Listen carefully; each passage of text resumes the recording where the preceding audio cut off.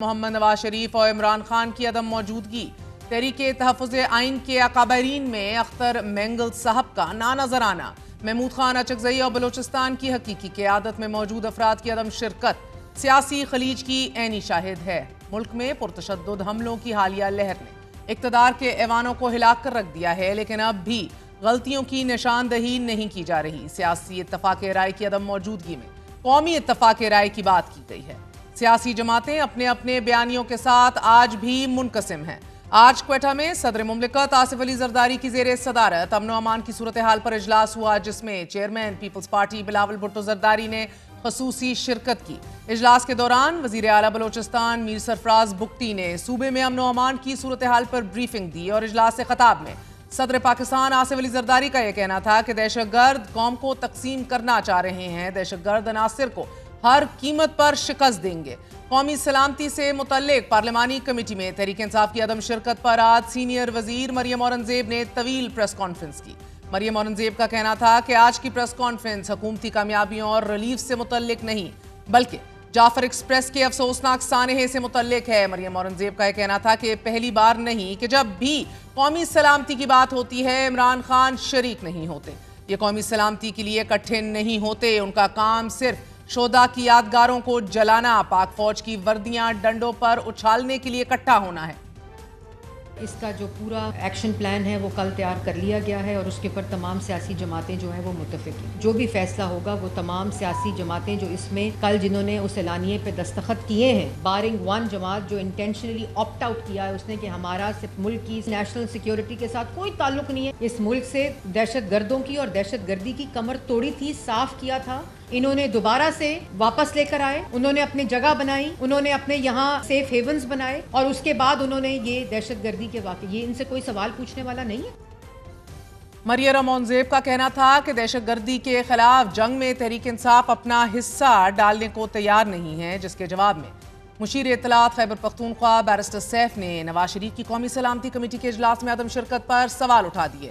Barrister safe کا کہنا ہے کہ قومی سلامتی پارلیمانی کمیٹی کا اجلاس بلانے والے بتائیں نواز شریف کیوں نہیں آئے؟ کیا قومی سلامتی پارلیمانی کمیٹی کے اجلاس میں نواز شریف کی غیر موجودگی دہشت گردوں کی حمایت ہے؟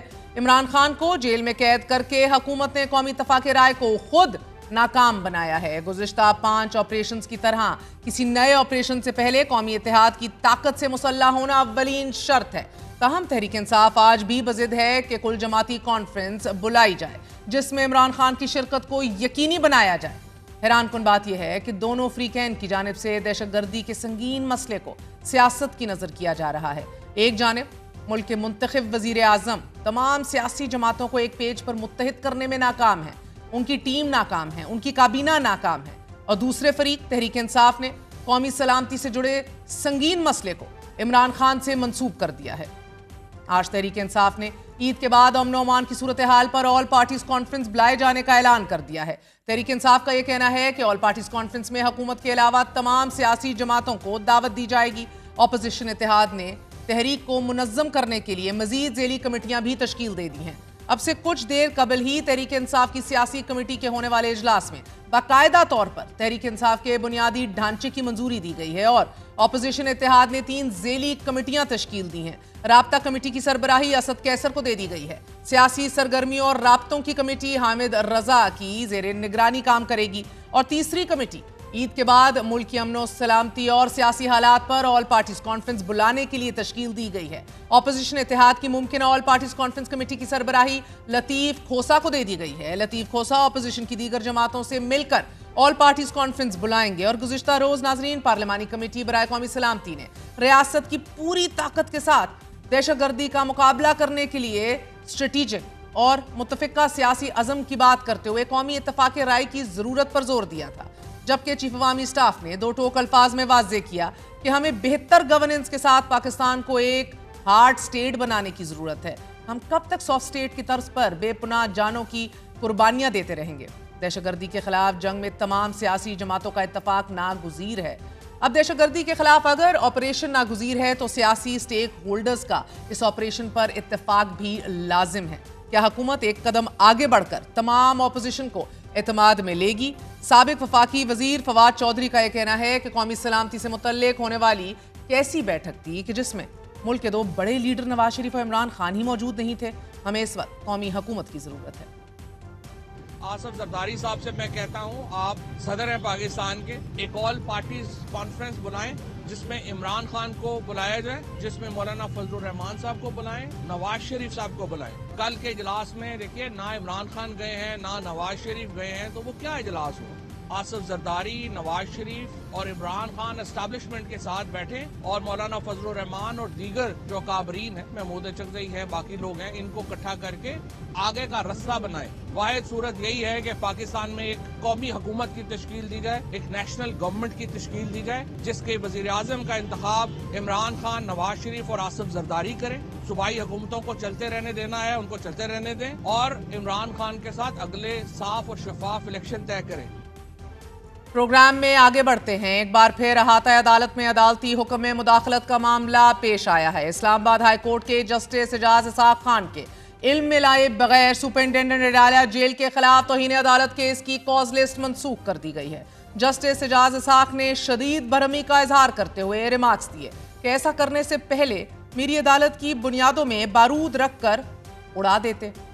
आज तौहीन अदालत केस की कॉज लिस्ट मनसूख करने पर अदालत के तलब करने पर deputy registrar judicial Islamabad high court सुल्तान महमूद अदालत में पेश हुए। दौरान समाअत जस्टिस सरदार एजाज इसाक ने असिस्टेंट काउंसिल से इस्तफसार किया कि जो कुछ हुआ है क्या आप इसमें मुलव्विस हैं। स्टेट काउंसिल से यह पूछा गया आपने किसके कहने पर कॉज लिस्ट मनसूख की। डेप्यूटी रजिस्ट्रार जुडिशल ने अदालत को बताया कि हमें chief justice Islamabad high court office से हदायत आई थी।